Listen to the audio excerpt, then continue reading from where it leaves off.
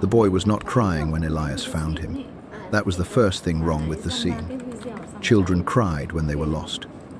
When thunder split the sky, when blood slid from a cut eyebrow into one eye, and rainwater turned their thin shirts transparent against their ribs.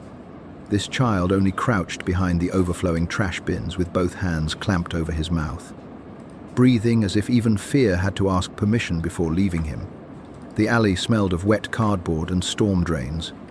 Elias stopped beneath the broken awning of a closed pharmacy and knew that looking away would be safer.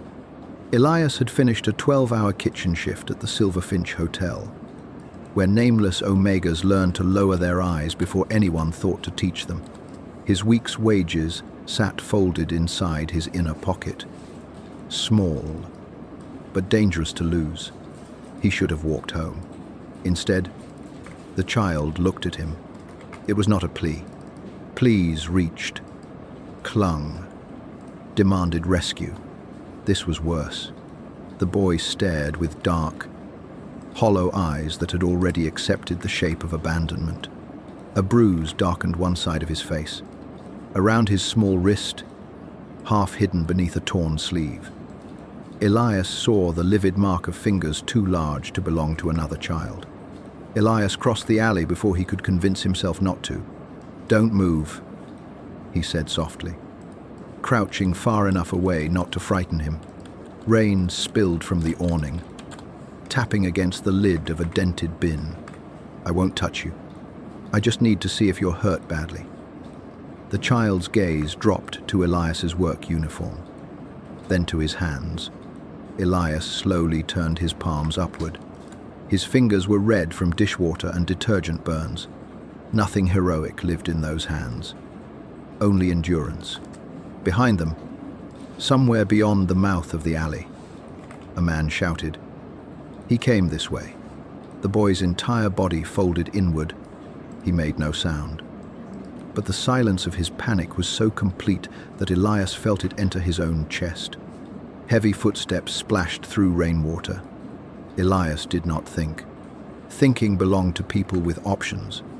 He pulled off his threadbare coat and draped it over the child, then shifted sideways to block him from view with his body and the wide black trash bin.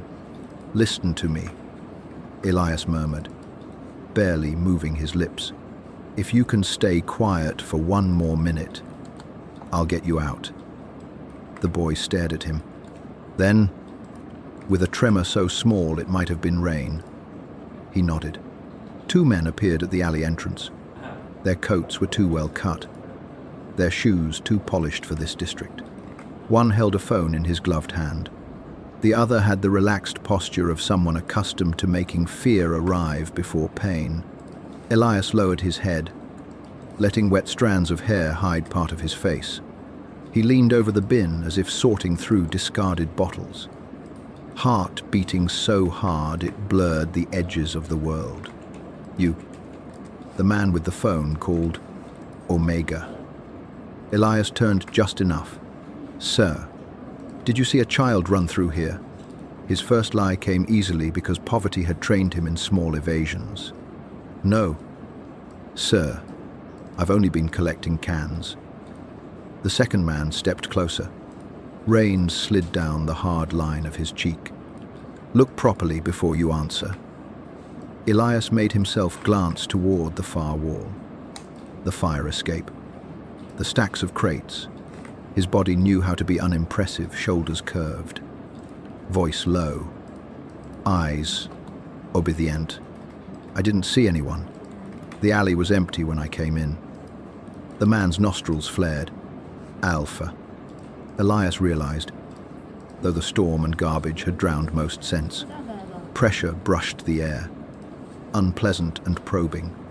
Elias's own Omega instincts tightened like a hand around his throat. Beneath the coat, behind his legs. The child did not move. Elias had never been strong. But there were different ways to stand between harm and something small. The Alpha caught Elias by the collar. Pain snapped through his shoulder as he was shoved against the brick wall. The back of his head struck hard enough to scatter white sparks across his vision. "If you're lying," the man said, voice almost bored. "You won't like what happens next." Elias tasted blood where he had bitten his cheek. He let fear show. Because fear was believable, he let weakness show. Because weakness made men careless. "I swear," he whispered, "I don't want trouble." The phone in the other man's hand buzzed. He looked down. "Eastbridge," he said sharply. Someone saw movement. The Alpha held Elias 1 second longer, searching his face. Elias thought of the child's silent eyes and kept his own empty. At last the man released him with a shove. "Trash suits trash," he muttered, then turned away. Their footsteps receded into the rain. The alley did not become safe after they left. It only remembered how to breathe. Elias stayed still until the sound of the car engine faded. Only then did his knees threaten to buckle. He caught the edge of the bin, swallowed nausea, and crouched again. "They're gone," he said. The coat shifted. The child emerged slowly, pale under the grime, one hand still gripping the torn lining. Up close. He seemed younger than Elias had first thought. Perhaps 6, perhaps 7 if hunger had made him small. Around his neck hung a broken cord with no pendant. Only the indentation where something had been ripped away. Elias noticed it because his life had taught him that danger often lived in missing things.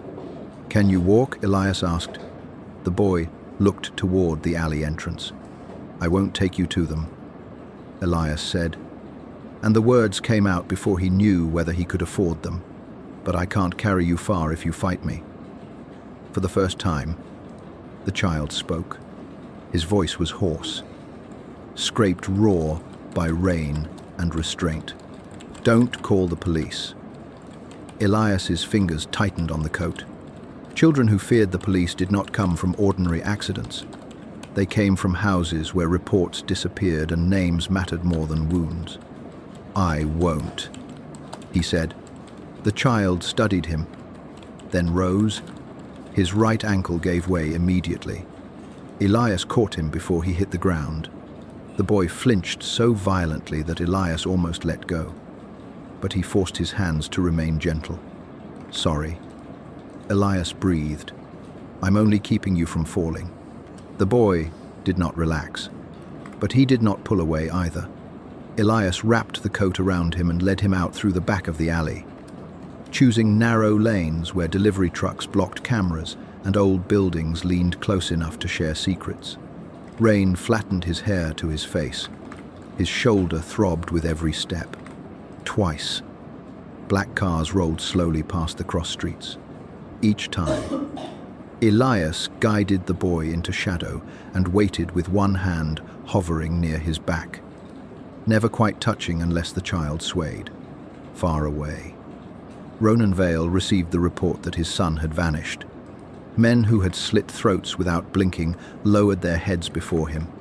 Ronan said nothing for so long that silence became physical. Then he ordered every exit from the western quarter sealed. The men who had failed him understood that his calm was not mercy. Elias knew none of this. He only knew the child's breathing was growing uneven. His room was on the 4th floor of a building with no elevator, above a laundromat that smelled of bleach and damp cotton. By the 2nd landing, the boy's steps dragged. By the 3rd, Elias abandoned pride and lifted him. The child stiffened in his arms, light as bundled cloth, every muscle prepared for punishment. Elias said nothing. He climbed slowly, lungs burning, until he reached the door with peeling green paint. Inside, the room was barely large enough for a narrow bed, a hot plate, a folding table, and a shelf of second-hand books. Rain tapped at the single window. A small lamp cast a weak amber circle across the floor. Elias set the child on the bed and backed away immediately so the boy would not feel cornered. "I have clean water," Elias said, "and rice porridge. It isn't much." The child stared at the door. "They won't come in without noise." Elias added. The lock is old, but the hallway floor creaks. We'll hear them. At that, the boy looked at him again. Elias heated water, tore an old towel into strips, and cleaned the cut above the child's eyebrow with hands steadier than he felt. The boy endured it without complaint. That frightened Elias more than tears would have. When the cloth touched the bruise near his jaw, his fingers dug into the blanket. But he did not move away. Elias pretended not to notice the older marks. There were things a child could not survive being asked too soon. "What's your name?" Elias asked after a while. Silence. "That's all right." He placed a chipped bowl of porridge on the table and pushed it close enough for the child to reach. "Mine is Elias. Elias Wen. You don't have to tell me yours tonight." The boy looked at the food with naked hunger and deep suspicion. Elias took a spoonful first, swallowed, then set the spoon down and moved to the window. Only when his back was turned did he hear the quiet scrape of the bowl being pulled closer. The sound pierced him in a place he had thought long scarred over. Not pity, this was recognition, and it hurt worse. When the boy finished, his eyelids began to lower despite his effort to keep watch. Elias spread a blanket over the floor for himself, leaving the bed to the child. "Sleep if you can," he said. "I'll stay awake." "You'll leave," the boy whispered. Elias looked at him. The room was dim enough to make every expression seem unfinished. "No?" Everyone says that. The words had no accusation in them, only evidence. Elias sat beside the bed, leaving a careful distance between them. Outside, sirens wailed briefly and vanished into rain. "Then I won't ask you to believe me," he said. "You can just see when you wake up." The child watched him as if this were another kind of trap. At last, exhaustion defeated terror. His lashes lowered, even asleep. His small hand remained clenched in the edge of Elias's coat. Elias did not pull it free. He sat there until his injured shoulder numbed and the storm softened into a steady whisper against the glass. Near midnight, the child stirred, his face twisted, caught in some dream where the body remembered what the mind tried to bury.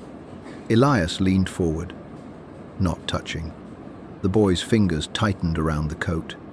"Don't give me back," he breathed. Elias closed his eyes. For 1 week, selfish moment. He wished he had not heard. A stranger's tragedy could be survived if it stayed nameless. Once it spoke, it became a debt. He opened his eyes again and looked at the child on his bed. At the bruises no rain could wash clean. At the fragile trust of a hand that had chosen his coat in the dark. "I won't," Elias whispered. Though the promise frightened him the instant it was born. Downstairs, tires rolled through standing water and stopped. Elias turned toward the window. Through the rain-streaked glass, he saw a black car parked beneath the dead street lamp. Then another. Their doors opened without hurry. Men in dark coats stepped onto the pavement. Faces lifted toward his building as if the storm had given them his name. The child slept on, still holding the edge of his coat. Elias rose quietly and locked the door again. Though he knew locks were only prayers made of metal, the first knock did not sound like a request. It struck the door once, low and controlled, and the old lock trembled in its frame as if it had recognized authority before Elias did. He stood in the narrow space between the bed and the table. One hand braced against the wall to steady the dizziness left by the blow to his head. Behind him, the child slept with his face turned toward the window, one fist still twisted in Elias's coat. Rainwater ran down the glass in crooked lines, cutting the streetlights into pale wounds. The second knock came after exactly 3 seconds. Not impatience. Measurement. Elias looked at the door and understood, with a coldness that moved through him slower than fear, that the men outside were not the same men from the alley. Those men had searched loudly, like dogs sent ahead to flush out prey. These men had found him. There was a difference. A voice spoke from the hallway, deep enough to pass through wood without rising. Open the door. The child stirred. Elias crossed the room and stopped before the door, careful not to let the floorboards creak too sharply. His own scent had gone thin with fear. Omega's had always been betrayed by the body first. He pressed 2 fingers to the lock, then lowered his hand.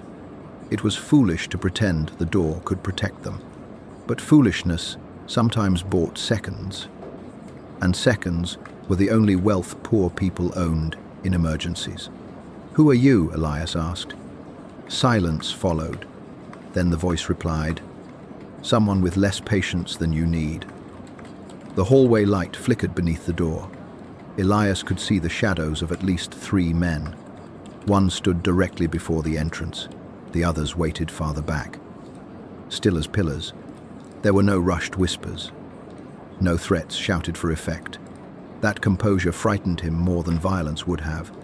People who did not need to sound cruel usually had the power to be cruel at leisure. Elias glanced toward the bed. The child's eyes were open now. He had not moved, but terror had stripped sleep from him completely. His hand clutched the coat so hard his knuckles shone pale under the bruises. Elias lifted one finger to his lips, then turned back. The gesture was useless. Whoever stood outside already knew enough. "I have a child here," Elias said, voice steady with effort. "He's injured. If you break in, you'll frighten him." A pause. Then the door opened inward. The lock did not burst. The hinges did not scream. A thin metal tool withdrew from the keyhole with surgical neatness, and a man stepped into the room as if the space had belonged to him long before Elias rented it. He was tall, dressed in a black coat darkened at the shoulders by rain. His face was not handsome in a gentle way. It was too severe for that. All clean lines and restrained brutality. With eyes so pale, they seemed less like color than judgment. The room changed around him. It was not only alpha pressure, though that came a heartbeat later. Dense and cold. Pinning the air to Elias's skin, it was the silence of the men behind him. The way the hallway seemed to hold its breath. The way even the storm outside faded into background noise. Elias had seen dangerous men in hotel banquet rooms before. Men with jeweled watches and soft voices who laughed while Omegas cleared broken glass from beneath their tables. This man was different. He did not perform danger. He conserved it. His gaze moved past Elias and found the bed. For one brief second, something entered his expression and vanished before it could be named. "Noah," he said. The child flinched. The name struck Elias harder than the alpha pressure. Noah, a small, human syllable. Not a title, not a possession, not a rumor wrapped in blood. Elias felt the child shrink behind him, and his body acted before prudence could interfere. He stepped sideways, placing himself between the alpha and the bed. Every man in the hallway shifted at once. The alpha's eyes returned to him. Elias knew, with sudden clarity, that he might die for that one movement. The knowledge did not make him braver. It simply became another fact in the room, like the leaking window or the cracked bowl on the table. His knees wanted to weaken. He kept them locked. "He's hurt," Elias said. "Don't come closer too quickly." One of the men behind the alpha took a sharp breath, offended on behalf of power. The alpha did not look away from Elias. His gaze dropped to Elias's torn collar, the bruise forming along his jaw. The blood dried dark near his temple. It paused on the coat gathered in Noah's hand. When he spoke again, his voice was quieter. "Move." "No." The word left Elias before fear could soften it. A silence followed so complete that the rain seemed vulgar for continuing to fall. The Alpha stepped forward. Elias's back nearly touched the bed frame. The pressure in the room thickened. Not wild, not uncontrolled, but precise. It pressed against his instincts until his body begged him to lower his eyes. He did not. Not because he was immune, not because he was strong, but because he could feel Noah watching from behind him, measuring whether adults always surrendered to the largest shadow in the room. "I found him in an alley," Elias said. "2 men were looking for him. They hurt him before I got there. Or someone did. I brought him here because he told me not to call the police." The Alpha's face did not change.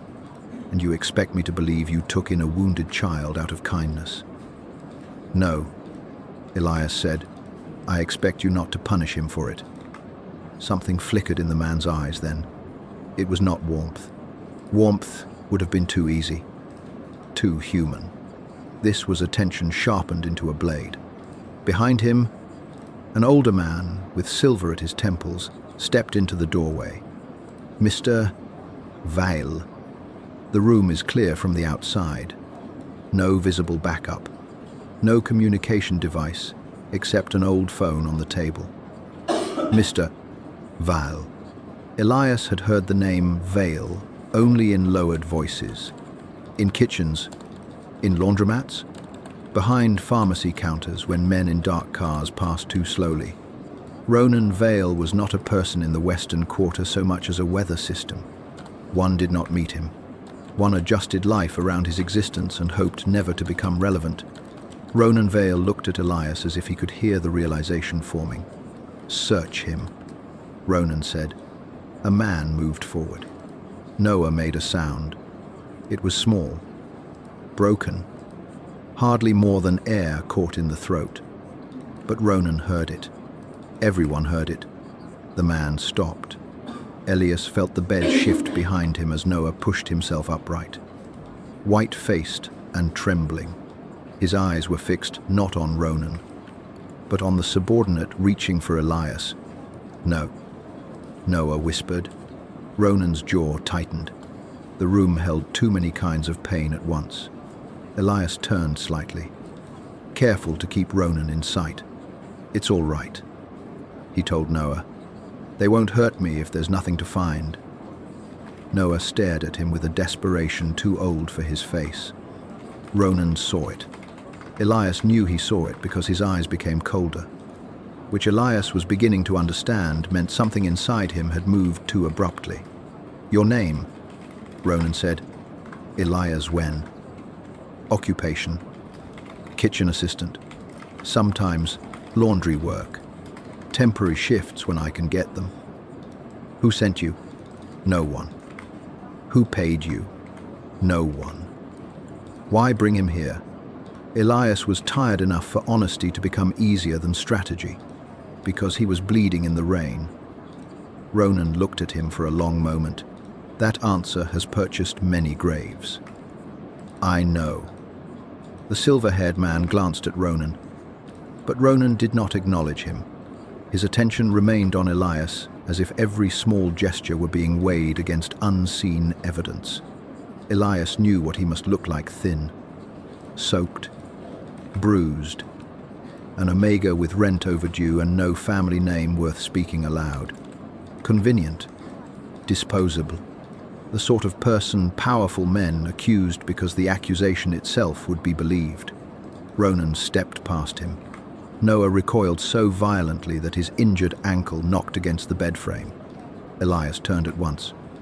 Instinct breaking formation. Careful. Ronan stopped. The child was shaking now. Not from cold. He stared at his father with a terror so naked that it made every adult in the room smaller. For the first time, Ronan's control showed a fracture. It appeared in his hand, which lifted halfway and then closed into a fist at his side. "Noah," he said, and the name came out differently than before. Lower, not softer. Exactly, but less armored. "Who did this?" Noah pressed back against the wall. Ronan's eyes dropped to the bruises on his son's wrist. The air changed again. This time, the alpha pressure did not push outward. It withdrew inward, condensed, became something black and soundless. The men behind him lowered their heads as if afraid to witness his restraint. Elias moved slowly to the table and picked up the clean cup of water. He carried it to the bed and set it beside Noah, then stepped back. "He hasn't said much," he said. "He ate a little. His ankle may be sprained. The cut on his eyebrow stopped bleeding, but it should be properly cleaned." Ronan's gaze moved to the torn towel strips, the bowl, the blanket Elias had placed over the child. Evidence of poverty, evidence of care. Neither cancelled the possibility of betrayal.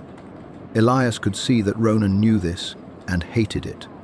"Bring the physician," Ronan said. A subordinate disappeared down the stairs. Noah's gaze darted toward the door. Panicked by the movement, Elias saw it and quietly shifted to block part of the view. Ronan saw that too. "You shield him from me," Ronan said. Elias answered carefully. "I shield him from fear. I am his father." The sentence landed heavily, not as defense but as accusation against the world. Elias looked from Ronan to Noah, then back again. He should have apologized. He should have lowered himself into the proper shape of someone who wished to survive the night. Instead, he said, "Then you should care which one he sees when you enter a room." The silver-haired man's expression changed. Someone behind Ronan cursed under his breath, but Ronan only stared at Elias. And in that stare was the first true danger of the night, not anger, but recognition. Elias had spoken to the wound rather than the crown. Noah moved. At first it was only the blanket shifting. Then the child slid from the bed, nearly collapsed when his bad ankle touched the floor, and limped forward with terrible determination. Elias reached out instinctively, but Noah passed him. For one stunned heartbeat. Everyone thought he was going to Ronan. He was not. Noah threw himself against Elias's side and wrapped both arms around his waist. The room became still. Elias looked down, shaken, the child's face pressed into his damp shirt. Small shoulders rigid as if bracing for punishment. Elias did not dare embrace him at once. He placed one hand lightly over Noah's back, only after the boy's fingers dug into him harder, asking without words. Across the room, Ronan watched his son choose a stranger. No one spoke. There was no cruelty in Ronan's expression now, but there was something more difficult to witness. A man like him could command districts, silence witnesses, buy loyalty, end bloodlines. Yet he stood 3 steps away from his own child and did not know how to cross the distance without becoming the thing the child feared. Elias felt the weight of that failure, though it was not his to carry. "He's scared," he said quietly. "That doesn't mean he doesn't know you." Ronan's gaze lifted from Noah's hands to Elias's face. For the first time, Elias felt not examined, but seen, and the sensation was more intimate than touch. Ronan seemed to be deciding whether mercy was weakness or intelligence. At last, he turned slightly. "Mara." A woman stepped forward from the hallway. Elias had not noticed her before, which meant she was more dangerous than the men who allowed themselves to be seen. She wore a dark suit beneath her coat, hair pinned back without softness, eyes sharp enough to cut through lies before they formed. "Verify everything," Ronan said. The alley, the hotel, his work records, every camera between here and the Western Bridge. Mara's gaze moved over Elias once, cool and unsympathetic. "And the Omega?" Ronan looked at Noah, still clinging to him. "The Omega comes with us." Elias's hand tightened on Noah's back. "No." Ronan's eyes returned to him, pale and unreadable. "You mistake the situation. I understand it clearly. Then understand this. Ronan stepped closer, stopping just far enough not to make Noah retreat.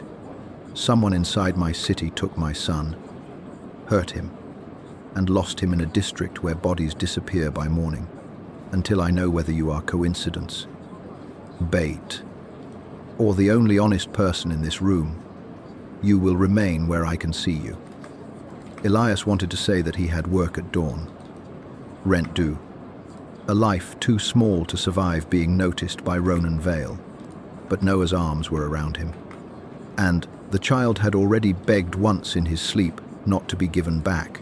Some choices did not feel like choices because the soul made them before fear arrived. If I go, Elias said, he rides with me.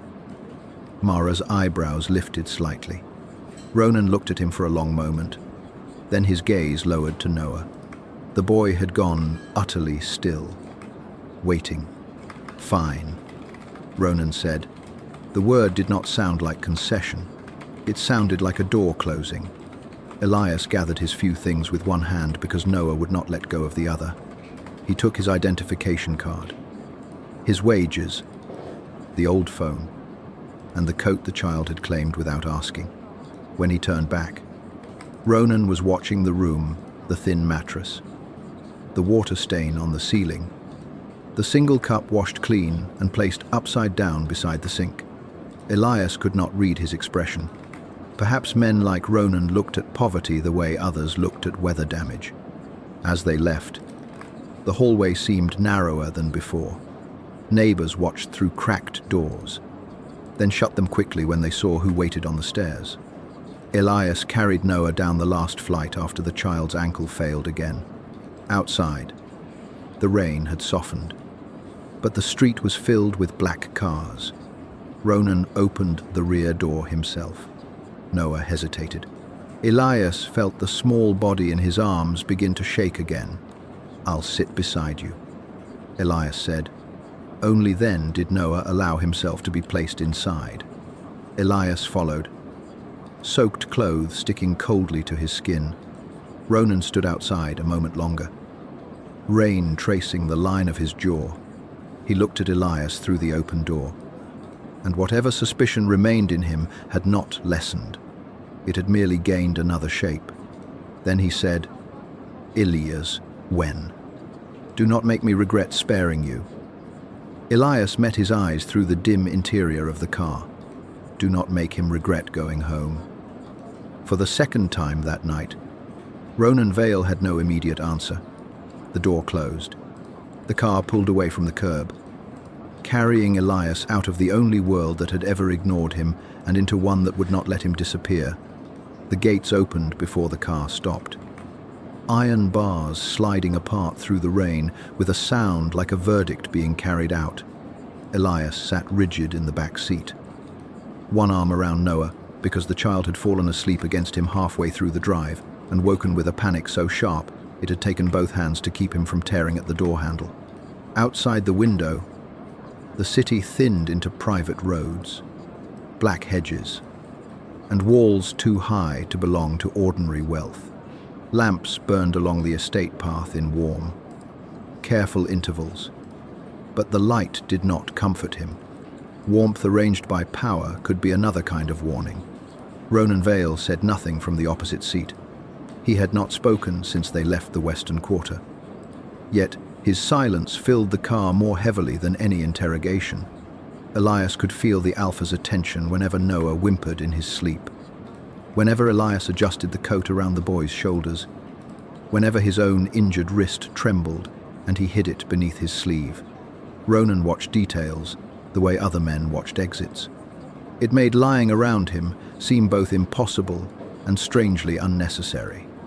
When the car stopped beneath a covered entrance, men moved at once. Umbrellas opened, doors were pulled wide. A physician waited on the steps with a leather case, flanked by two house staff whose lowered eyes made the building behind them feel less like a home than a court awaiting sentence. Noah woke fully as soon as Elias shifted. His small fingers dug into Elias's shirt. No, the boy rasped. The physician paused. No one else dared breathe too loudly. Elias looked at Ronan. Let him see the room first. Mara, standing near the steps with rain shining on her dark coat, gave a small, humorless smile. A kitchen assistant now directs medical protocol.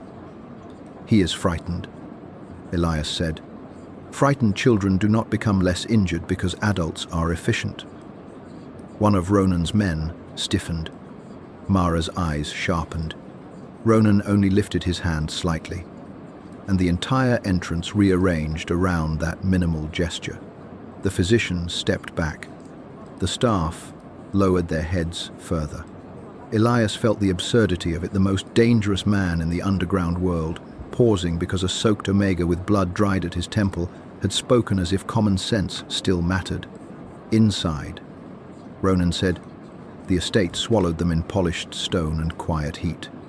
Elias's wet shoes left faint marks across the marble before a maid silently knelt to wipe them away. He almost apologized. Habit rose in him before dignity could stop it. Then Noah clung harder, and Elias remembered that shame was often a luxury other people placed on the poor to keep their hands occupied. They were taken not to some basement cell, as Elias had half expected, but to a guest suite larger than his entire floor at the old building. The room had cream walls, dark wood furniture, a fireplace burning low behind a brass screen, and windows looking out onto a garden blurred by rain. It was beautiful in the way locked things could be beautiful. Every object had been chosen by someone who understood comfort, but not peace. Noah refused to sit on the bed until Elias sat first. He refused water until Elias drank from the glass. When the physician approached with disinfectant, the child's breathing fractured, and Ronan, who had been standing by the fireplace with his face carved from restraint, took one step forward. Noah flinched away from that step and into Elias's side. The sound that followed was not audible to most people. It happened somewhere beneath language. In the small failure of Ronan's breath, Elias heard it because he was close enough to both of them to feel the wound passing between father and son. "May I?" Elias asked the physician. The older man looked to Ronan. After a beat, Ronan nodded. Elias cleaned Noah's brow beneath the physician's instruction, his movements slow enough to be refused. The cut was shallow. The ankle was sprained, not broken.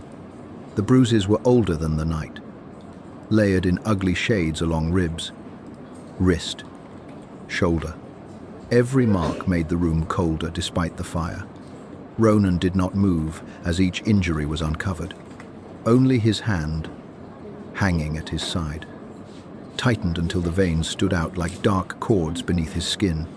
Mara watched Elias through the entire examination. She did not look cruel. That was what made her difficult to dismiss. Her suspicion had discipline. In her world, a nameless omega arriving with the missing heir could be coincidence. Trap, witness, weapon, or all four in sequence. Elias understood her caution. Understanding did not make it less exhausting to be measured as a possible crime. When Noah was finally given a mild sedative, safe for children, he fought sleep until Elias promised to remain within sight. Ronan did not promise anything.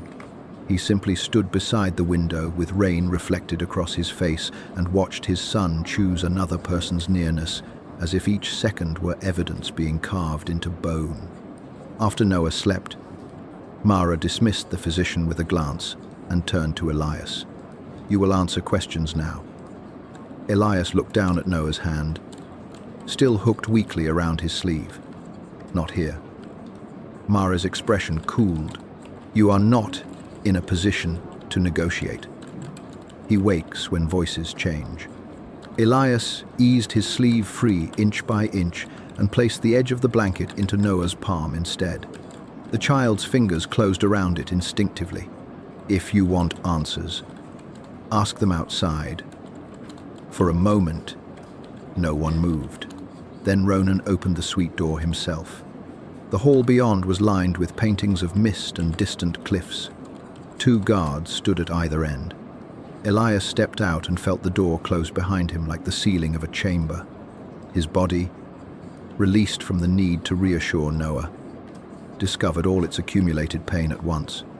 His shoulder pulsed, his head throbbed, hunger twisted faintly beneath his ribs. Mara began without ceremony. Work records, family, debts, friends, routes taken from the hotel, why he used the back alley, whether he knew the men searching for Noah, whether anyone had approached him in the last month, whether he had ever heard the name Vale before tonight. Her questions were precise, and Elias answered with the plainness of someone who had nothing valuable enough to hide. Ronan stood a few steps away. Listening, Elias found that worse than being questioned, Mara sought contradictions. Ronan sought meaning. His silence traveled over the frayed edges of Elias's life orphanage records. Temporary shifts. Unpaid rent. An old complaint filed years ago and withdrawn after witnesses disappeared. Elias saw the moment Mara reached that part on her tablet. Her eyes paused, then lifted. "You accused a family in the Northern District of child abuse 4 years ago," she said, then retracted the statement. Elias's face did not change. "I did not retract it. The file says you did. The file says many useful things." Mara studied him. Ronan's gaze had sharpened, but Elias kept looking at the landscape painting across the hall. It showed a lone bridge vanishing into fog. He wondered if rich houses chose such images deliberately, reminders that every passage could disappear before reaching the other side. "What happened to the child?" Ronan asked. The question was quiet. That was why it entered where Mara's had not. Elias folded his hands before him to hide how the fingers stiffened. He was returned to his relatives. And I learned that being right does not matter when the people hurting someone own the room where truth is recorded. No one spoke after that. Elias regretted the sentence immediately, not because it was false, but because truth, once given to powerful people, could be turned into another handle. Mara's suspicion shifted, not gone, but complicated. Ronan looked at him for a length of time Elias refused to measure. The suite door opened suddenly. A maid stepped out, pale. Young master woke up. Elias turned before anyone ordered him. Inside, Noah was sitting upright in the bed, eyes wild and unfocused. He had not cried, but one hand clawed at the blanket where Elias's sleeve had been. Ronan moved toward him, stopped when the boy's gaze skittered away. And in that half-step, Elias saw the full violence of helpless love in a man who had no language for gentleness. "I'm here," Elias said. Crossing the room, Noah reached for him with both hands. Elias sat on the edge of the bed and let the child press close, careful of the bruised ribs. He murmured nothing important. The rain had slowed. The room was warm. No one would touch him without asking. The words were small enough to be believed. Gradually, Noah's breathing settled. Ronan remained near the foot of the bed. He was never afraid of doctors before. Elias did not look at him. Fear learns quickly. The sentence landed between them. Ronan accepted it without defense, which unsettled Elias more than anger would have. A cruel man would have demanded reassurance. A vain one would have blamed the child's weakness. Ronan only looked at Noah's bandaged wrist and seemed to move further away from himself. Later, when Noah slept again, staff brought dry clothes for Elias. They were plain, soft, expensive in a way that did not announce itself. Elias changed in the adjoining washroom and stared at his reflection beneath lights too flattering to be honest. Without the soaked uniform, he looked younger and more breakable than he liked. The bruise along his jaw had darkened. He touched it once, then lowered his hand. When he returned, Ronan was holding Elias's torn coat. The sight made him stop. That's mine. It was searched. I assumed everything would be. Ronan turned the coat slightly. In his palm lay a small black disc, no wider than a fingernail, sealed in transparent evidence film. Mara stood beside him. Her expression sharpened into something beyond suspicion. It was sewn into the inner lining. She said, "Not by you, unless you had time, tools, and access before you found him." Elias stared at the tracker. His coat, Noah had been hidden beneath it in the alley. Then he replayed the shove. The hand at his collar, the alpha who had pinned him to the wall. A touch long enough, a threat loud enough to hide a placement. "They marked me," Elias said. Mara's eyes narrowed. "Or they marked where the child would be taken."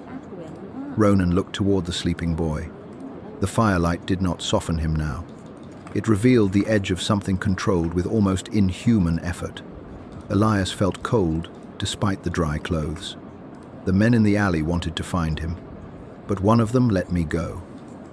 "Because you were useful," Mara said. "No." Ronan's voice cut through the room, low and certain. "Because someone knew my son would not run from him." Elias understood then, not the whole conspiracy, not its names or shape, but the intimacy of it. Noah had been taken by people who understood his fear, his habits, his silence, people close enough to know how he would hide, close enough to predict what kindness might do. The room seemed suddenly too large. Ronan closed his fist around the evidence packet without crushing it. "No one leaves this estate tonight." Mara lowered her head. "I'll seal the staff wing and review internal access." Elias looked at Noah, asleep beneath warm blankets in a beautiful room built like a cage. The child's face was calmer now, but his hand remained closed around the blanket as if still holding on to someone. Outside, beyond the bright windows, the rain finally stopped. Inside, every lock in the estate turned.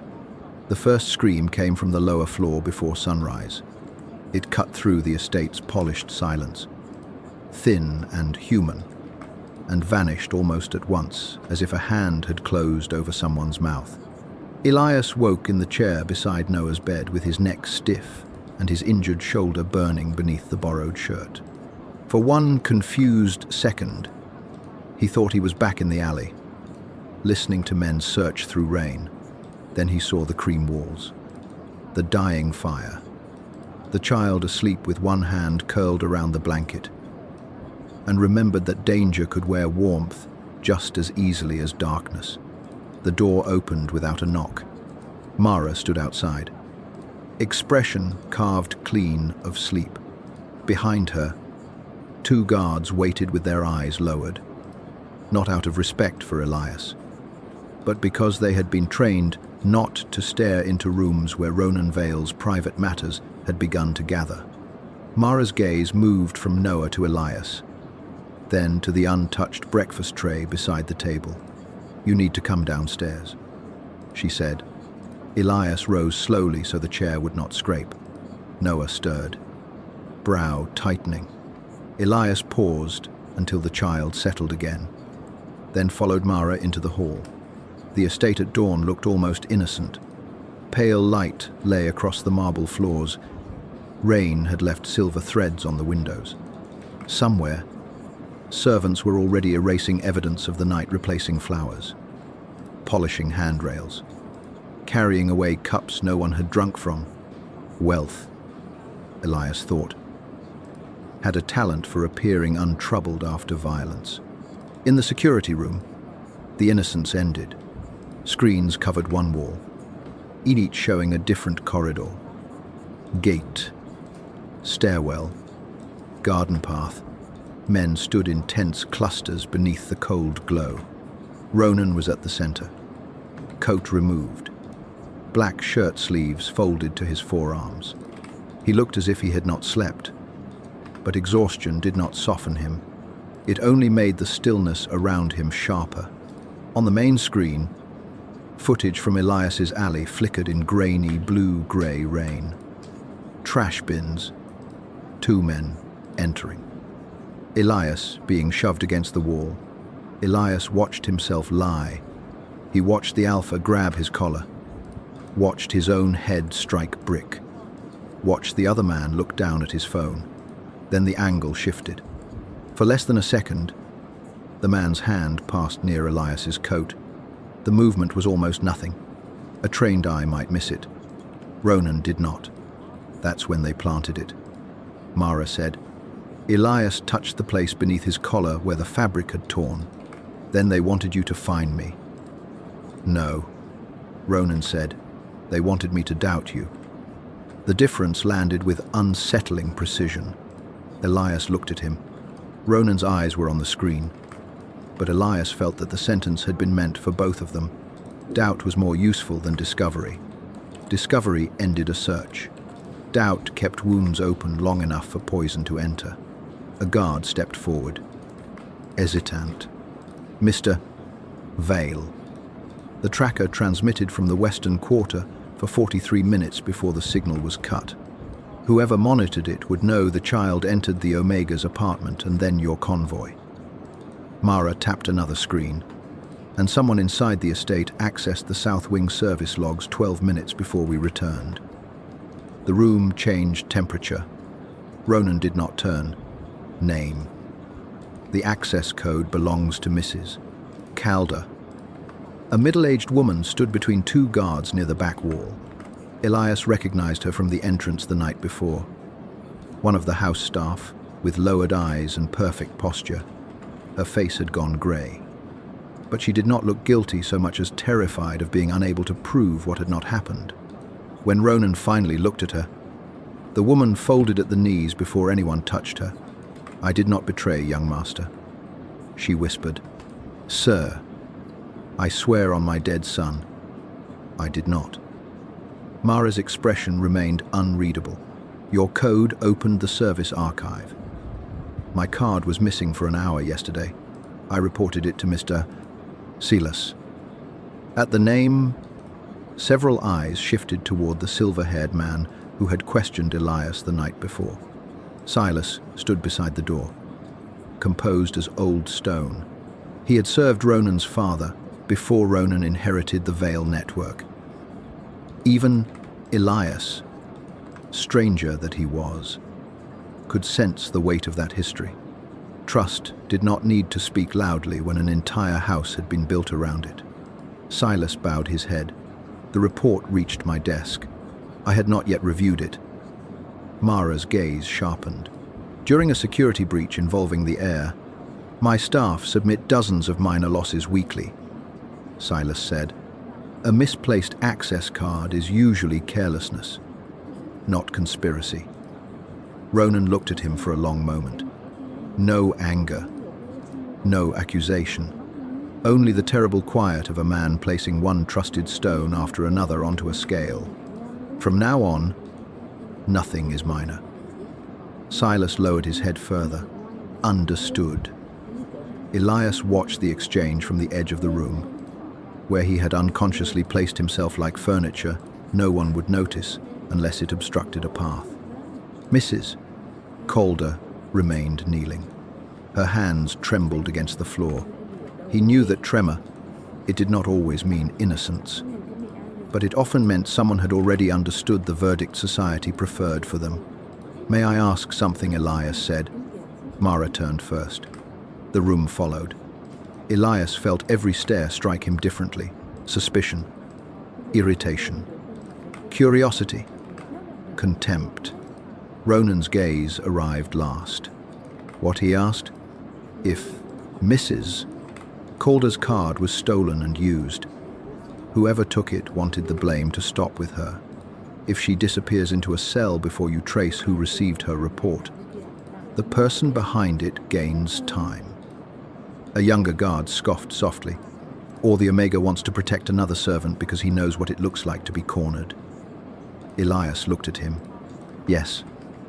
The honesty disarmed the insult more effectively than denial. The guard's mouth tightened. Mara studied Elias with a gaze that had become less dismissive and more dangerous. Because uncertainty was a kind of interest. Ronan said, "Release her to guarded quarters. No communication." Mrs. Calder made a strangled sound. Not relief. Not yet. Ronan did not look at her again. Mercy from him did not come wrapped in tenderness. It arrived like a stay of execution granted for strategic reasons. Yet, as the guards lifted her, the woman's eyes found Elias for 1 second, and the gratitude there made him uneasy. Debts were easier to create than survive. The next blow came at noon. They found the money in Elias's old room, not the folded wages he had carried in his pocket, but a sealed envelope hidden behind the loose panel beneath his sink. Inside were 10,000 in clean bills and a slip of paper with 3 numbers written on it, the alley camera grid. The time Noah disappeared, and the private frequency used by Ronan's Western patrol. Mara brought the evidence into the library where Elias sat under guard while Noah napped upstairs. She placed it on the table between him and Ronan. For a moment, Elias only stared. Then he laughed once, softly, without humor. Mara's eyes cooled. "You find this amusing?" "No." Elias looked at the money, then at the neat handwriting he had never seen before. Only familiar. Ronan stood by the shelves, half his face shadowed by afternoon light. "Explain." "There is nothing to explain. Someone entered my room after I left or before I came back last night. My landlord would open the door for 50. A neighbor would look away for 20. The building has cameras that work only when police request footage. And police request footage only when someone important is inconvenienced." Elias folded his hands on his knees, surprised by how calm he sounded. "This is not evidence. It is decoration." Mara leaned forward slightly. "Decoration can hang a man." "Not a man," Elias said. "An omega. It weighs less." The library went quiet. Ronan's gaze lowered to the bruises at Elias's wrist. Faint but darkening. Since morning, the estate had fed him, clothed him, guarded him, questioned him, and suspected him in alternating measures. No one had asked whether he wanted to sit down until Noah needed him steady. No one had asked whether his head still hurt. Elias did not resent it. Resentment required surprise. "People like me don't need to be guilty," he said. "We only need to be convenient." The words entered Ronan differently than Elias intended. He saw it in the Alpha's face, not pity, not guilt. Something more restrained and therefore more dangerous. Ronan had built a life on using convenience as a weapon. Elias had just shown him its shape from the other side. Mara broke the silence. "The handwriting is being analyzed. The landlord is missing." "Of course he is," Elias said.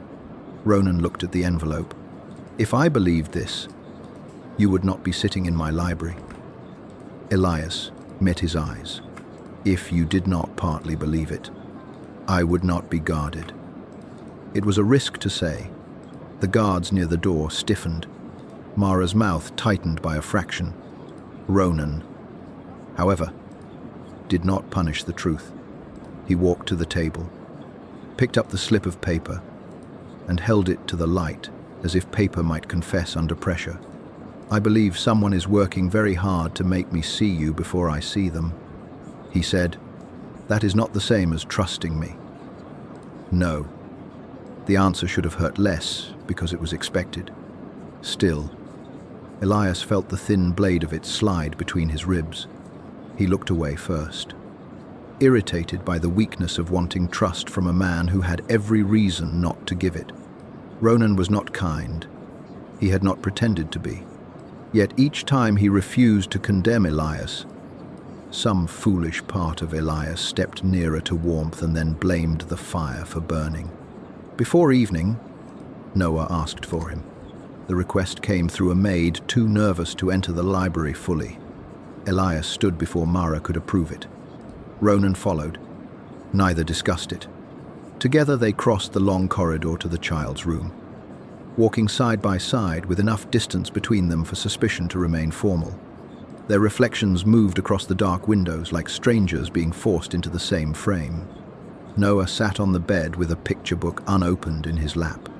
His eyes went first to Elias, then quickly, guiltily, to Ronan. The small conflict on his face did more damage than fear. He wanted his father and did not know how to survive wanting him. Elias stopped near the chair. "You called?" Noah nodded. His voice was small. "Is he angry at you?" Ronan went still. Elias could have lied. It would have been kinder for a moment, and worse afterward. "He is trying to find out who hurt you," he said. "That makes people angry at many things." Noah looked at Ronan. "Not Elias." Ronan's throat moved once. "Not Elias," he said. It was not absolution. It was not trust. But Noah heard enough to breathe again. Later, when the boy slept, Elias noticed something beneath the pillow, a torn strip of dark fabric, damp at one edge, caught on a loose thread. He picked it up before thinking. It was not from his coat, not from any guard uniform he had seen. The fabric was finer, with a faint scent almost erased by antiseptic and rain cedar, smoke, and a bitter medicinal note that reminded him of the hallway outside the security room. Sealess. The realization did not come as certainty. It came as dread. Elias remembered Mrs. Calder saying she had reported the missing card to him, remembered Silas standing beside the door, composed, untouched by the panic around him, remembered Noah flinching not at loud guards, but at footsteps that approached with quiet familiarity. Ronan stood near the window, speaking low into his phone. Elias looked at his back and understood the cruelty of what he had found. Accusing an enemy was simple. Accusing someone woven into the bones of a house was another thing entirely. He closed his fingers around the fabric. Ronan ended the call and turned. His eyes dropped immediately to Elias's hand. "What is it?" Elias opened his palm. Between them lay the torn scrap, small as a secret and heavy as betrayal. The torn fabric changed the room more completely than a weapon would have. Ronan did not take it from Elias at once. He looked at the scrap lying on the Omega's palm, at the faint, dark thread clinging to one edge, at the trace of scent that even rain and antiseptic had failed to bury. His face remained calm. That was how Elias knew the discovery had struck deep. Men who could afford fury used it carelessly.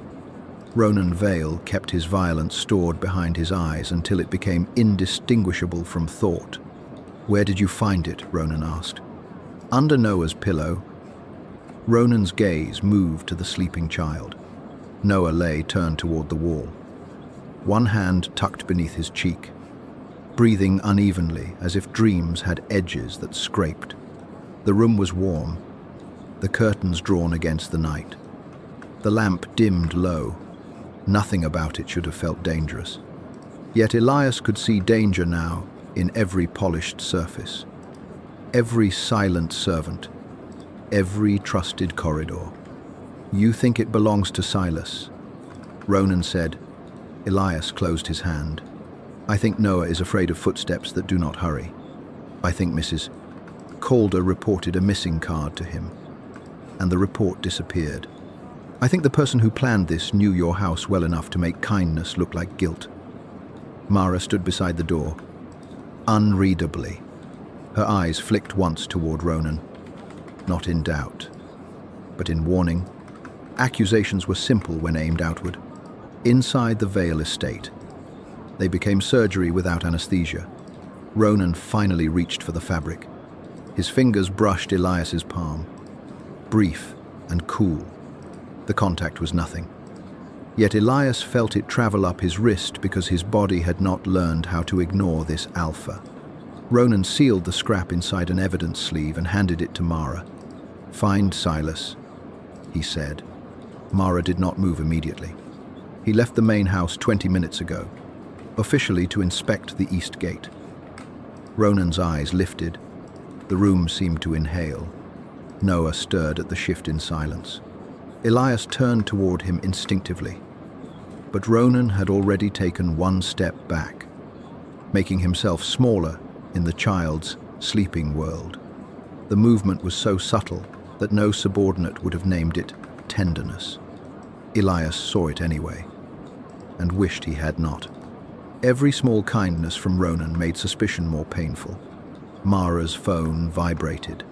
She glanced down, and her expression hardened. "East gate cameras are down," Ronan said. "Lock the child's wing."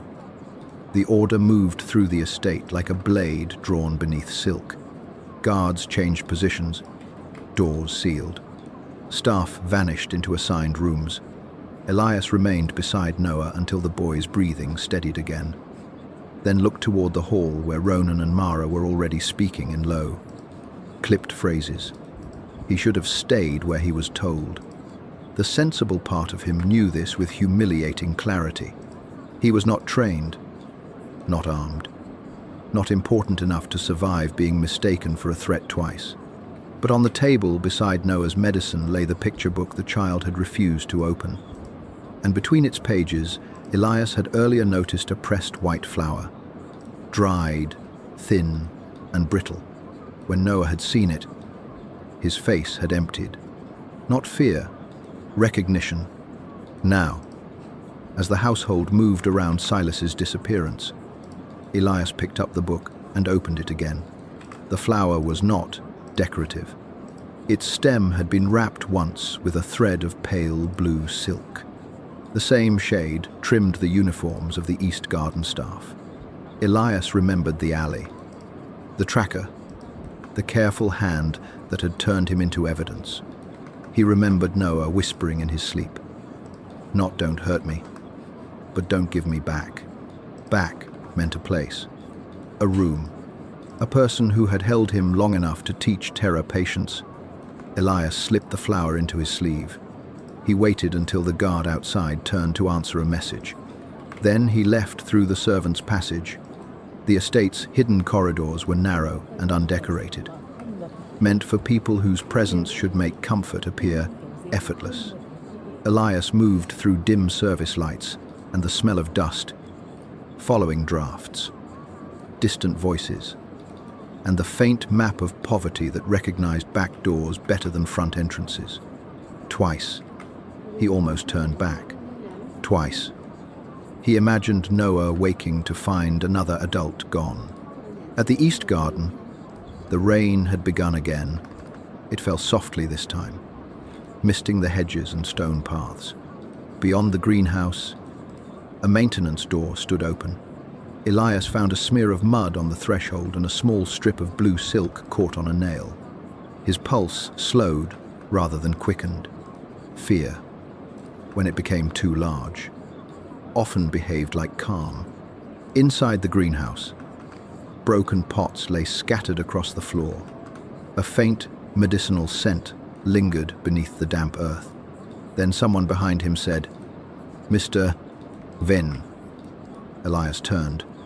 Silas stood beneath the shadow of hanging vines. Silver hair, immaculate despite the rain. He wore no expression of guilt. That unsettled Elias more than denial would have. Beside him stood another man, younger, elegant, with Ronan's pale eyes and none of his restraint. His beauty was softer, almost charming, but there was resentment in the curve of his mouth, polished by years of being second and expected to smile. Cassian Vale. Elias knew before anyone introduced him. Bloodlines had a way of repeating features while ruining meanings. Cassian looked him over with mild curiosity.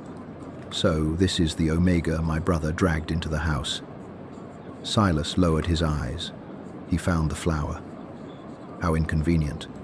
Cassian stepped closer, careful not to let mud touch his shoes. "You should have remained beside the boy. People survive longer when they understand their assigned function." Elias's hand closed around the flower in his sleeve. Noah was kept here. Cassian smiled faintly. Not here. Nearby.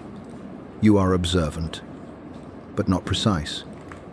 Silas's gaze flickered. For the first time, Elias saw not loyalty, but exhaustion.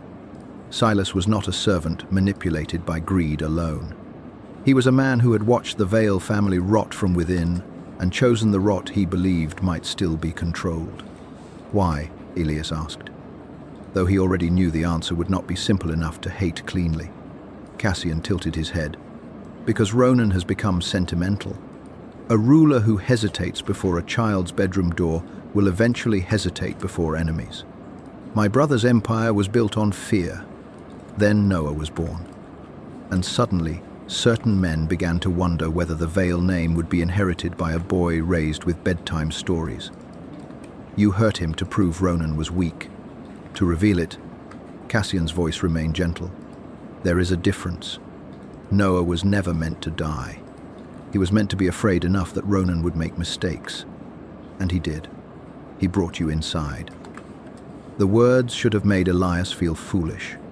Instead, they filled him with a quiet, almost sorrowful anger. Men like Cassian mistook cruelty for intelligence because cruelty often produced immediate results. They did not understand that terror also remembered, adapted, waited for the smallest hand offered in rain. Silas moved first. Elias tried to run, but the greenhouse door slammed shut behind him. A cloth pressed over his mouth. The medicinal scent flooded his lungs, bitter and sweet. He fought with a desperation that surprised even him. Elbow striking glass, hand clawing at a sleeve. Cassian watched without hurry as Elias's knees weakened before darkness took him. Elias heard Cassian speak again. Send the message to Ronan. Make sure he believes the Omega ran. When Elias woke, his wrists were bound to the arms of a wooden chair. The room was underground, or windowless enough to feel that way. Water dripped somewhere in steady intervals. A single lamp hung from the ceiling, casting Cassian's shadow long across the concrete floor. Elias's head swam. His throat burned. There was blood on his lower lip where he must have bitten it during transport. Across from him, Cassian sat with one leg crossed over the other, reading from Elias's old phone. You live a remarkably small life. Cassian said, no family, no close friends. A landlord who sold access to your room before anyone asked twice. It must be freeing, having so little to lose. Elias lifted his head. You're wrong. Cassian smiled. About what? People with little lose everything more often. We just learn not to make noise when it happens. For a moment, Cassian's smile thinned. Then he placed the phone on the table. Ronan received the transfer record planted under your name. He received footage of you leaving the child's wing. He will soon receive confirmation that you contacted an outside number before disappearing. Will he believe it? Cassian leaned forward. His pale eyes were almost kind. He wants not to. That is precisely why he might. Men like Ronan trust suspicion, because trust once cost them too much. You were useful because you made him hesitate in both directions. Elias closed his eyes briefly. The pain in his wrists sharpened where rope scraped skin raw. He thought of Ronan standing at the foot of Noah's bed, unable to move closer. Thought of the Alpha saying, not Elias, because his child needed to hear it. It had not been trust, but it had been an effort. Sometimes effort was the first fragile shape of faith. Then you miscalculated, Elias said. Cassian's eyebrow lifted. I didn't save Noah for Ronan. The room went quiet. Elias opened his eyes. I saved him because he was a child bleeding in the rain. Whether Ronan believes me or not does not change that. Cassian studied him for a long moment, and something like irritation entered his face. Not rage.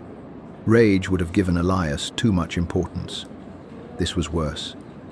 The discomfort of a man whose elegant theory had encountered a motive too plain to corrupt. At the estate, Ronan stood in the security room watching footage of Elias stepping into the servants' passage alone. Mara placed one file after another before him, the stage transfer. The false call log. The message sent from Elias's phone. Every piece pointed neatly in one direction. Too neatly. Yet doubt did not need full belief to injure. It only needed access to old wounds. He left the child's room without alerting the guard. Mara said. Ronan watched the screen.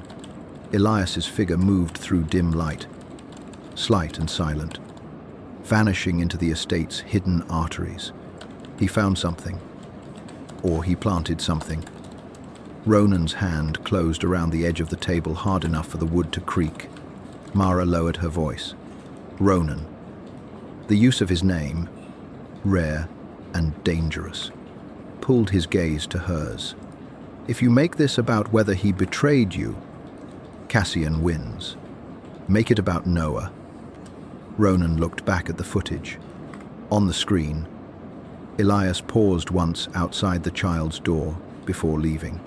He looked back.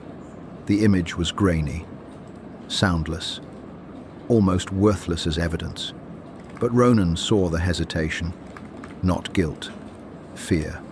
A person walking toward danger because staying safe had become impossible. His face changed. Find him, he said. The search led them to the greenhouse. Then, beyond it, to an abandoned safe house beneath the old East Conservatory. By then, the rain had turned hard again, striking glass roofs and stone paths with the same relentless rhythm as the night Elias had first found Noah. Ronan entered first, gun lowered but ready, Mara at his shoulder. The room was empty. A chair lay overturned beneath the hanging lamp. Rope had been cut and left behind. On the concrete floor, dark drops led toward the rear exit and stopped at a drain. Ronan crouched and touched one stain with 2 fingers. Blood. Not enough to prove death. Enough to prove pain.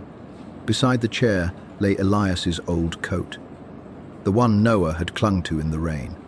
It had been placed there deliberately, folded once, with a small white flower resting on top.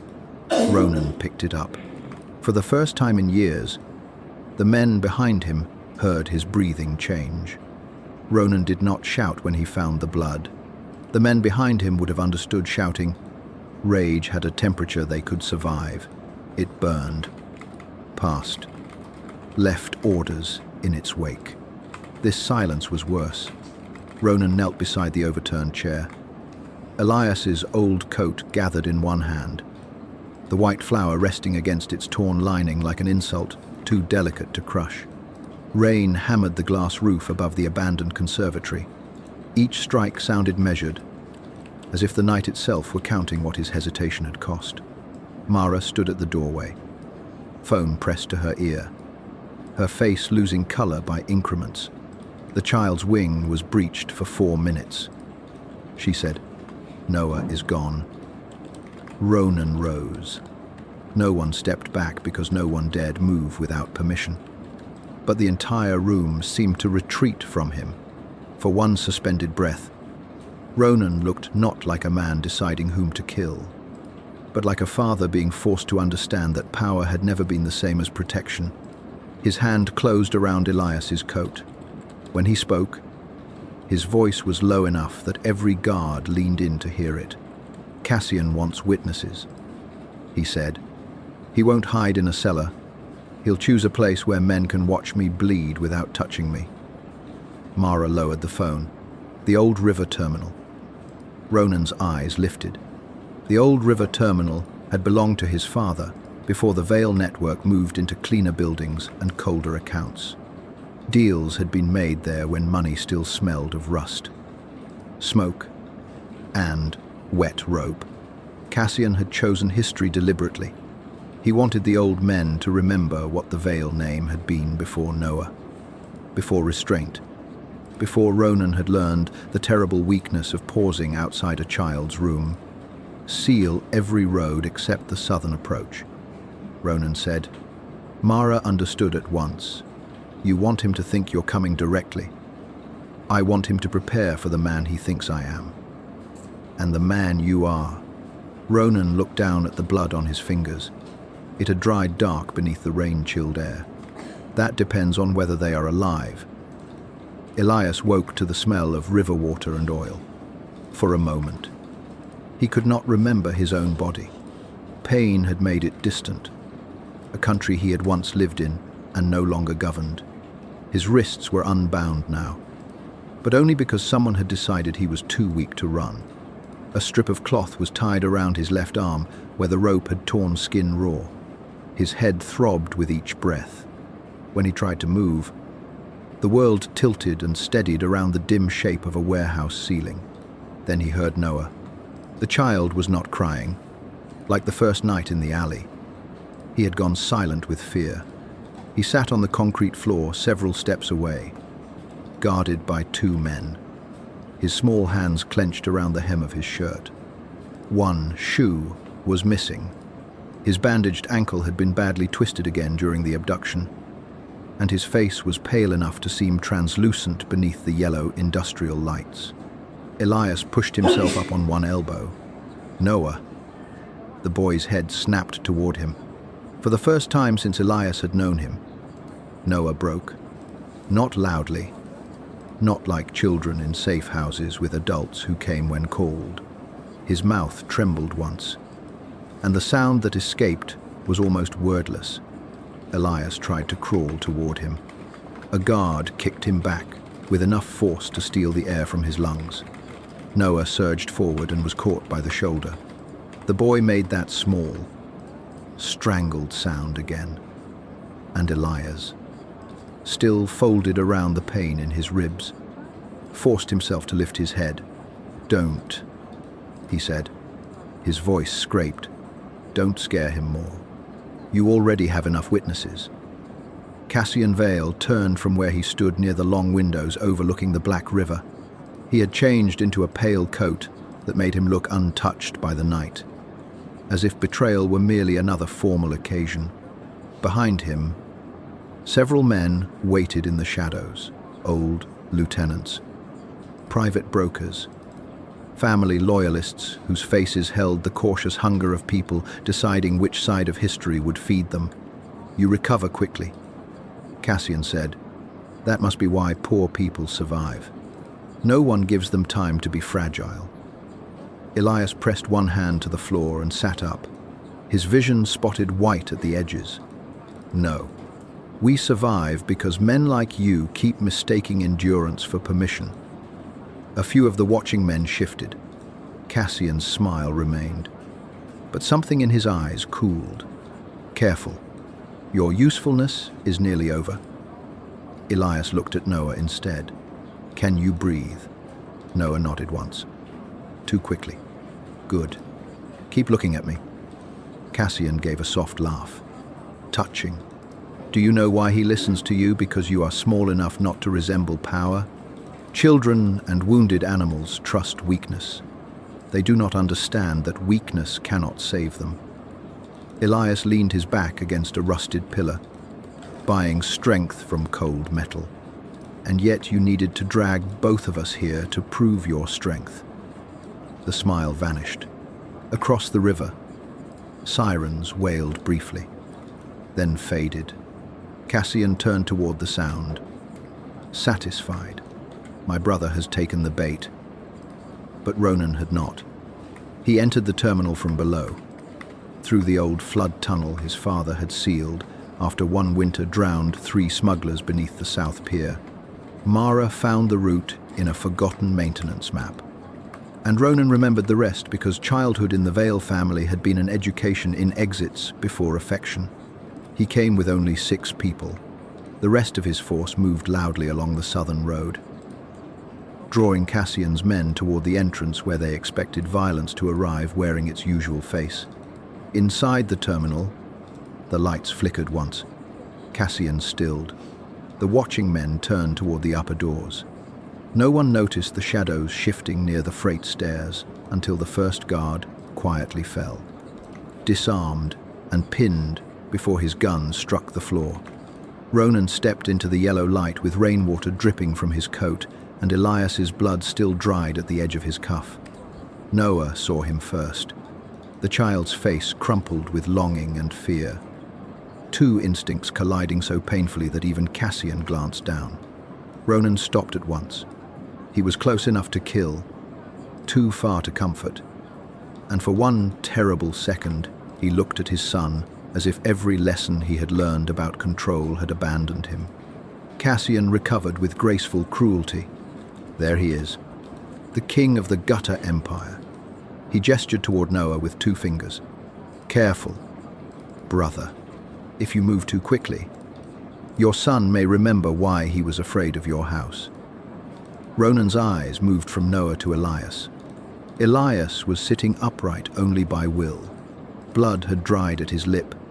One side of his face was bruised from temple to jaw. Yet when a guard's grip tightened on Noah's shoulder, Elias shifted forward, uselessly, instinctively, as if his damaged body could still become a wall. Ronan saw it. He saw everything. The coat in the rain, the blanket in Noah's fist, the flower, the blood, the narrow, stubborn shape of a kindness he had nearly allowed suspicion to destroy. Elias, Ronan said. His voice broke on the name. Not loudly, not dramatically, only enough for the people closest to hear the fracture. Elias heard it. He had not expected his name to sound like that in Ronan's mouth, not command, not warning, but fear stripped of armor before it could be hidden. Something in his chest tightened so sharply that for a moment he hated Ronan for making him want to live. Cassian's expression hardened. This is what I meant. Look at you, hesitating again. Ronan did not look away from Elias. Yes. The answer unsettled the room. Ronan turned to the men in the shadows. He is right.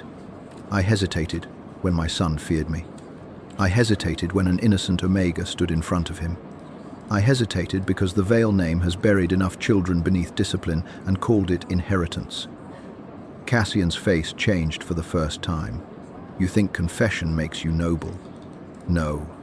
Ronan finally looked at him. I think you mistook my hesitation for weakness because cruelty is the only language in which you have ever been fluent. Mara stepped from the freight stairs behind the watching men. In her hand was Silas's phone. Its screen lit, connected to the terminal's old speaker system. Silas's voice filled the room, thin from recording but unmistakable, explaining access cards, sedatives, payments, Cassian's instructions, the planned framing of Elias Wen. It was not dramatic evidence. It was administrative, specific, unbearably human in its cowardice. Cassian went still. One of the old lieutenants lowered his eyes. Another quietly stepped away from Cassian's side. Power did not collapse all at once. It withdrew by inches, like men deciding they had never stood too close. Cassian laughed under his breath. Silas always was afraid of pain. No, Ronan said. He was afraid of being left alive with what he had done. The guard, holding Noah, panicked. His hand moved toward the weapon at his waist. Elias saw it before thought, before fear, before any adult with power could cross the distance. He threw himself forward, body striking the guard's knees. The shot went into the ceiling. Noah fell, and Elias dragged him down, covering the child with his own body as glass dust rained from above. Ronan moved then. The violence lasted seconds. It was controlled, precise, almost silent beneath the chaos of men, shouting and boots scraping concrete. By the time Elias lifted his head, the guard was on the floor. Mara had Noah in her arms, and Cassian stood with Ronan's hand locked around his throat, not choking. Not yet. Only holding him in place with a finality No witness misunderstood.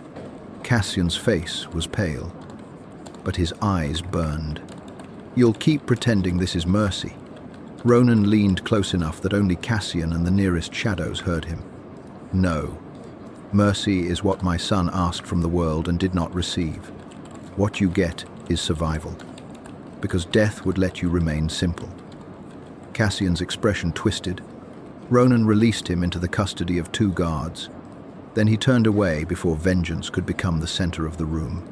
His first step was toward Noah. The second faltered when the child clung to Mara. Shaking, Ronan stopped immediately. Elias, still on the floor, reached for Noah with one trembling hand.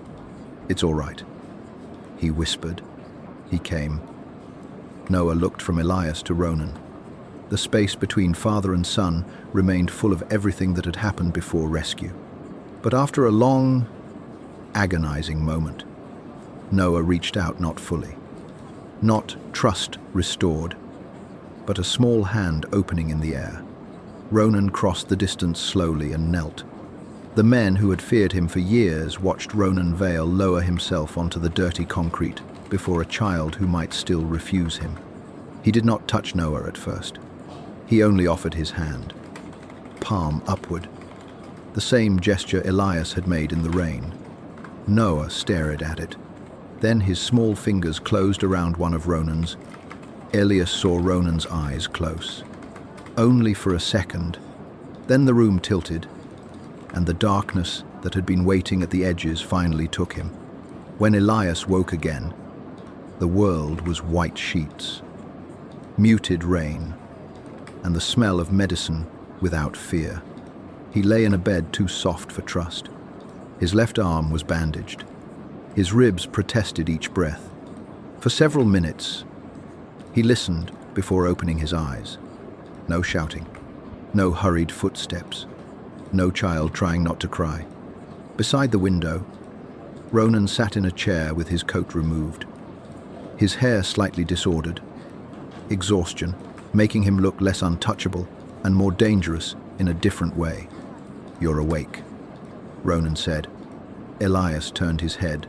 "Noah, asleep, safe. He asked for you twice." The answer loosened something Elias had not realized he was holding. He closed his eyes briefly, then opened them again when he felt Ronan move closer. The Alpha stopped at once, as if he had learned the cost of crossing distances without permission. "I was wrong," Ronan said. No defense followed. No explanation. No attempt to make distrust sound reasonable, though it had been. Elias watched him and understood that for Ronan Vale, those 3 words were not small.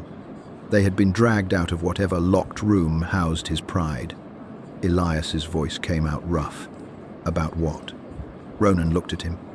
"Thinking I could protect what mattered while refusing to admit it mattered." The silence after that was not empty. It stood between them, breathing. Elias turned his face toward the rain-blurred window. His body hurt too much for complicated answers. His heart hurt in a way that made the body easier to understand.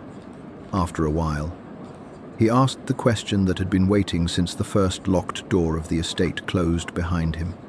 "When I recover," he said, "am I free to leave?" Ronan did not answer. Outside, the rain softened against the glass. Ronan did not answer because every answer he knew how to give would have been wrong. "Keep him," said the part of him raised in locked rooms and blood-stained lessons.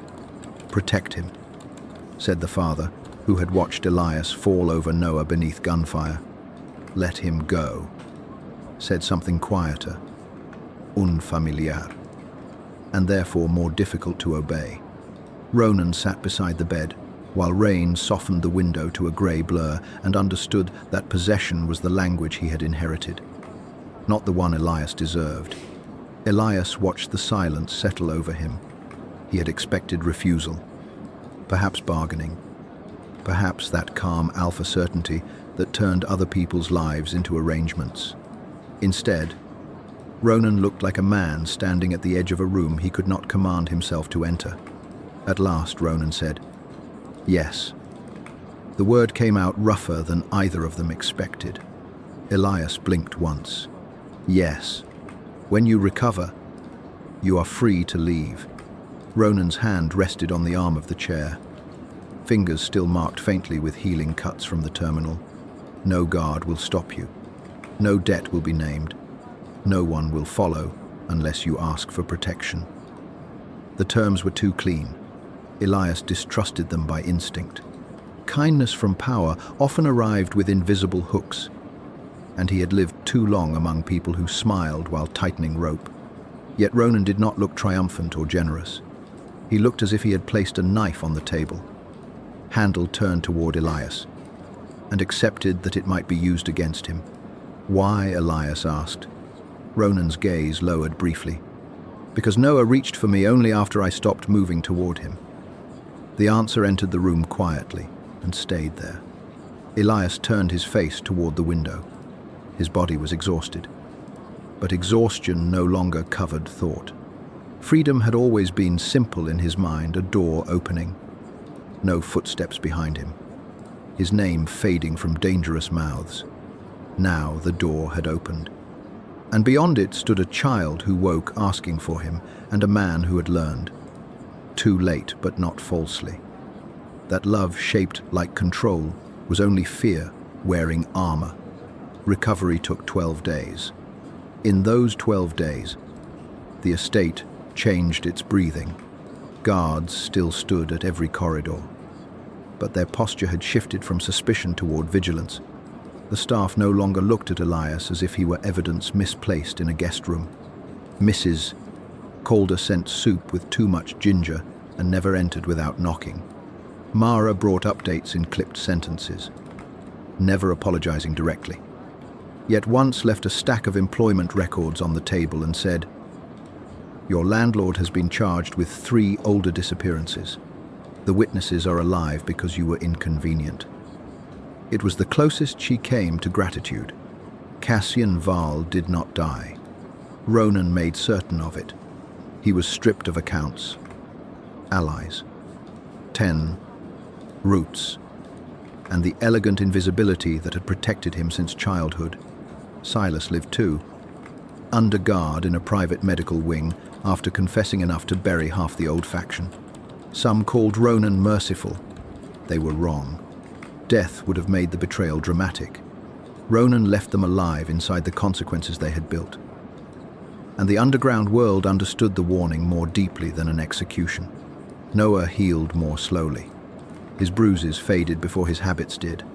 He still counted exits. He still woke if footsteps paused too long outside his door. He still reached for Elias, first when nightmares took him. Then looked toward Ronan with guilt sharp enough to wound all 3 of them. Ronan never forced the order to change. He sat on the floor when Noah could not bear the bed being crowded. He placed food within reach and withdrew. He learned to ask before touching his own child. One evening, Elias found them in the library. Noah had fallen asleep against Ronan's side, one hand wrapped around his father's sleeve.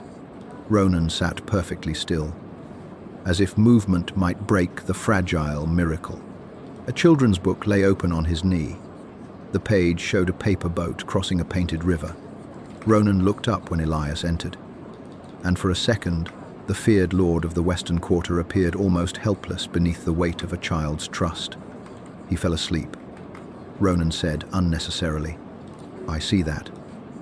I don't know whether to carry him." Elias walked closer. Quiet on the carpet. Wait a little. Let him wake and find he was safe. Ronan nodded, receiving the instruction with the grave attention other men reserved for war. Elias should not have found that tenderness unbearable. He should not have wanted to smooth the crease between Ronan's brows. Instead, he stood near the shelves with his bandaged arm hidden in his sleeve and felt the dangerous warmth of being needed for reasons no contract could define. On the 13th morning, Elias packed. He owned almost nothing. The clothes Ronan's staff had provided were folded neatly on the bed because he did not know which belonged to generosity and which to the estate. His old phone, repaired, and wiped clean. Sat beside his identification card. His wages had been returned in a new envelope, untouched. At the bottom of the bag lay the torn coat Noah had clung to in the rain, washed but not mended, because some damage had become part of its truth. Noah found him before he reached the door. The boy stood in the hallway wearing a blue sweater too large at the wrists. His injured ankle was almost healed, though he still favored it when tired. He looked at the bag, then at Elias's face. No tears came. He had learned too early that tears did not always change endings. "You're leaving," Noah said. Elias knelt carefully so they were eye level. For a while, because father was angry. No, Elias shook his head. Because staying should be something I choose, not something fear chooses for me. Noah considered this with the solemnity of someone who had known fear longer than arithmetic. Can you choose later? The question broke something open inside Elias with absurd gentleness. He wanted to promise quickly, to spare the child.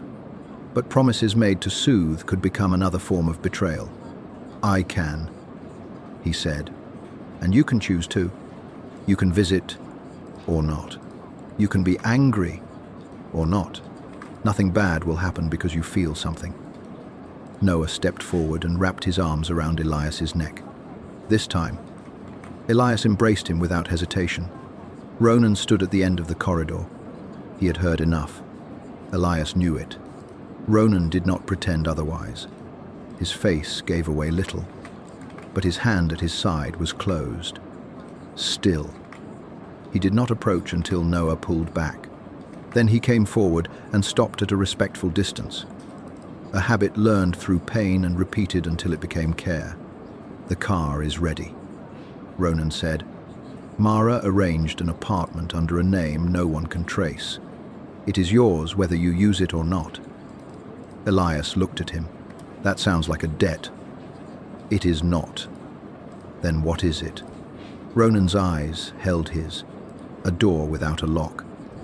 Elias had no answer to that. Perhaps because, for once, the phrase did not feel like strategy.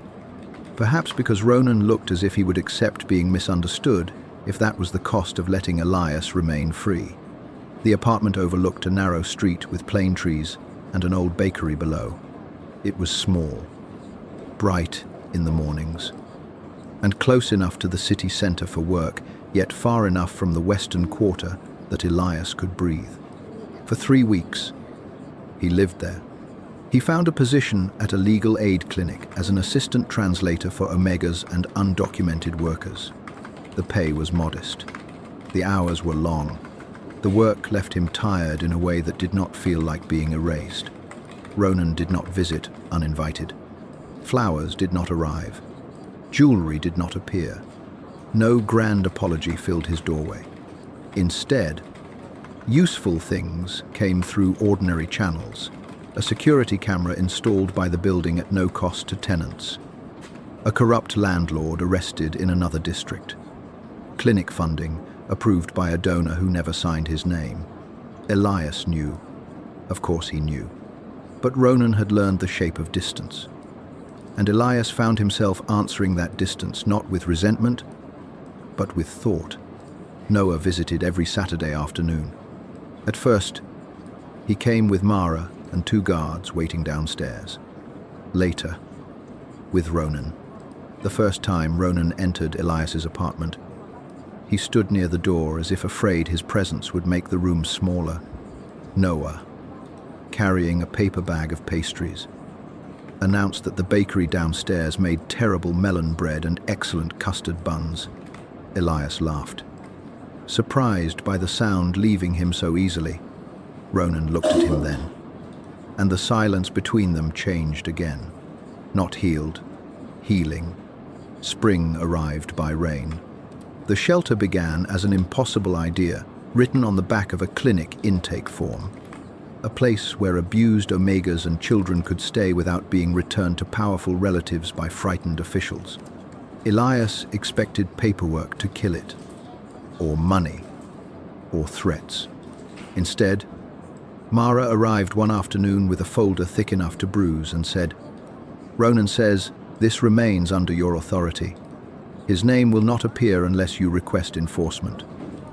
Elias stared at the documents. "And if I refuse?" Mara's mouth curved faintly.